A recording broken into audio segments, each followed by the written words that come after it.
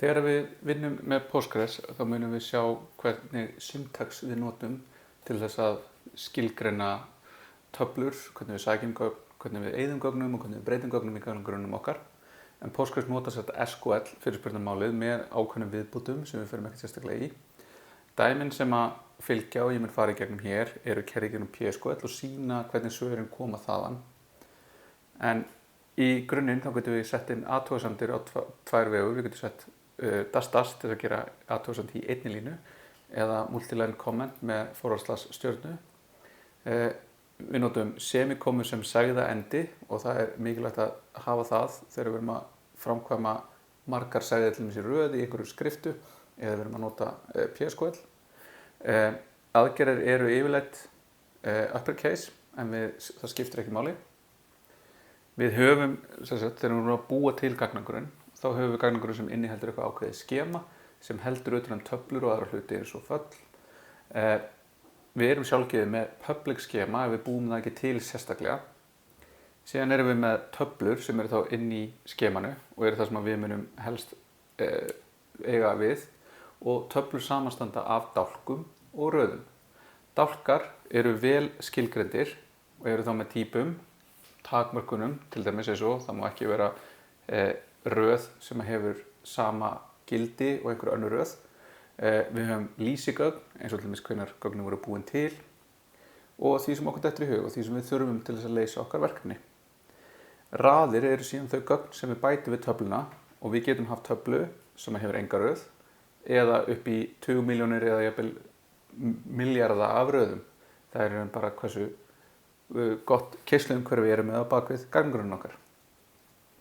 Þegar við búum til töflu þá notum við create skipunina og við búum þá til töflu hér og við skilgreinum í hvaða skema við ætlum að búa til. Við þurfum þess ekki og þá verðum við til í public skemanu en við getum sagt hérna, við ætlum að fara í public skemanu, ætlum að búa til töfluna people. Við ætlum að nota ID, name, text og registered og date sem okkar dálka og við förum núna yfir og sjáum hver og einn þýðir. En við getum keyrt þetta með PSQL eða skoða skemað sem að verður til með því að gera \d á heiti og þá ef við tökum þetta og við keyrum byrjum á því að nú þurfum að búa til gagnagrunn. Þannig að við erum með PSQL sem að sem er hérna, getum við séð að það er PSQL 12.1 sem er uppsett á vélinni hjá mér í þessu tilfelli og það kemur með því þegar ég setti upp Postgres serverinn. En við fáum líka önnur forrit eins og create.db sem að leyfir okkur að búa til gagnagrunn.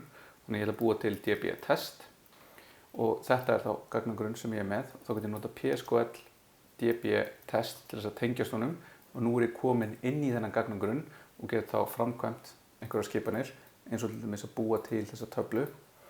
En það fylgir skjal með þess að maður fer í gegnum hvernig við sjáum notandaumsjón við að tengjast. Það sem gerist hér er að ég tengist sem minn notandi á stýrikerfinu inn á gagnagrunnin. Það er ekki í öllum tilfellum sem að það gengur smurt, þannig að það er skjal sem fer yfir skref fyrir skref hvað gæti þurft að gera til þess að fá rétta tengingu.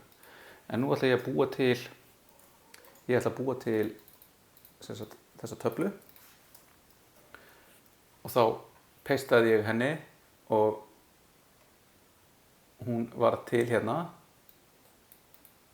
og það er endar kopjaðist hérna með eitthvað meira sem átti ekki að taka en hún er allavega orðin til.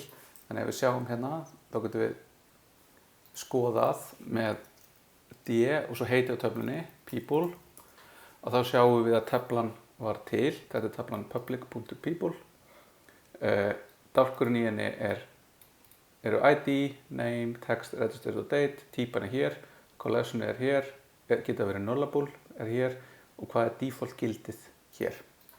En ef við skoðum þá hvert af þessu þýðir og við getum skoðað þetta seinna hérna, hvernig við sjáum þetta með PKadmin. En ID serial primary key býr til primary key dálk sem heitir ID og það að vera primary key þýðir að þetta er einstakur lykill fyrir þessa töflu. Engar 2 raðir mega hafa á einhverjum tímapunkti sama primary key sem gildi. Og við þurfum ekki að gera neitt þegar við bætum við gögnum. Þetta hækkar sjálft, þetta er serial, þetta bara keyrir áfram fyrir hverja röð sem við bætum við. Við erum með name varchar 64, not null, unique. Þannig að hérna skilgreinum við típuna, hérna skilgreinum við einhvern constraint á gögnunum og annan constraint á gögnunum. Og þetta variable character stendur þetta varchar fyrir, sem að þýðir að við getum verið með stafi sem eru með mismunandi bitalengd, eins og til dæmis í UTF-8. Talan í sviganum segir til hámarkslengd sem er svo 64 stafir í þessu tilfelli. Not null, það verður að skilgreina hvað gildi þegar við bætum við í þessu töflu. Unique, það mega ekki vera 2 raðir sem hafa sama gildi í töflu. Engar 2 raðir mega hafa sama gildi í name dálknum.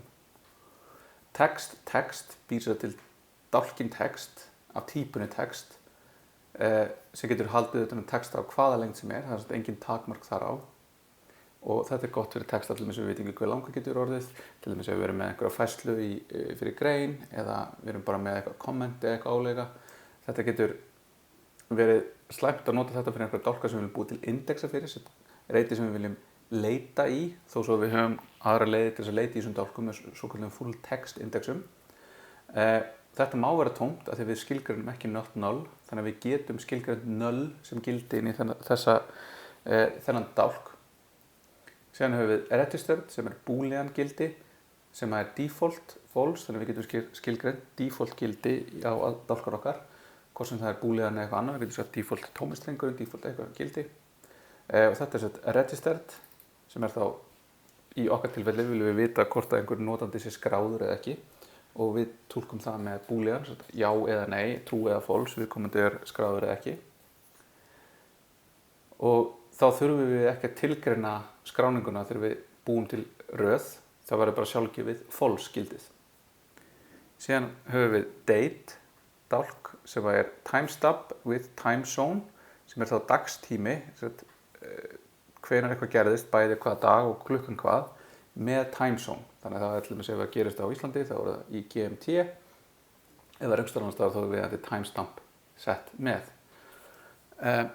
Og sjálfgefið, default current timestamp, sem er það bara sá tími sem að röðin var til, og það er oft gott að geyma svona dagsetningar, eða svona timestamp upplýsingar með röðum, til dæmis ef við viljum vita hvenær eitthvað var til, hvað er mikið búið að bætast við síðan á einhverjum tímapunkti, ef við lefum breytingar, hvenær var það til og hvenær var það seinast breytt og svo framvegis. En ef við skoðum þá hvernig við getum skoðað þetta í PG-admin, að þá er ég hér með það tól opið og það vil svo til að það er vef-tól, þannig að við getum stækkað textan hérna og minkað með command mínus og 0 til þess að fara aftur á Mac. En ég opna hérna þess að servers og þá er ég búinn að tengjast við gagnagrunnin minn. Aftur þetta fer eftir því hvernig við setjum upp serverinn, hvernig við fáum tengingu hérna. Ég fer í databases, núna sé ég hann ekki að ég var að búa til. Ég fer hérna inn í db-test sem ég var að búa til. Ég fer inn í schemas, ég fer inn í public, ég fer hérna niður, ég finn tables og hér finn ég töfluna sem ég var að búa til. Og hérna er þess að people tablan og þá sé ég hérna, það er eitthvað í gangi hér. Það er til eitthvað sequence sem er þetta sem að hækkar eftir því sem ég bæti við. Það er primary key sem er þá þetta ID okkar. Sjá, nú bara hvað það sem ég var með. Við sjáum þetta hérna, við sjáum name, það er unique constraint, það er text, það er ekkert í gangi. Við getum svo farið hérna og gert gert properties og þá getum við gert breytingar á töflunni. Þannig í staðinn fyrir að búa til töfluna eins og við gerðum með PSQL, þá getum við farið inn í þetta tól og búið til dálkana hér. Þá getum við valið alltaf típunar hérna og séð í dropdown og notað svona grafískt viðmót til þess að eiga við gögnin okkar.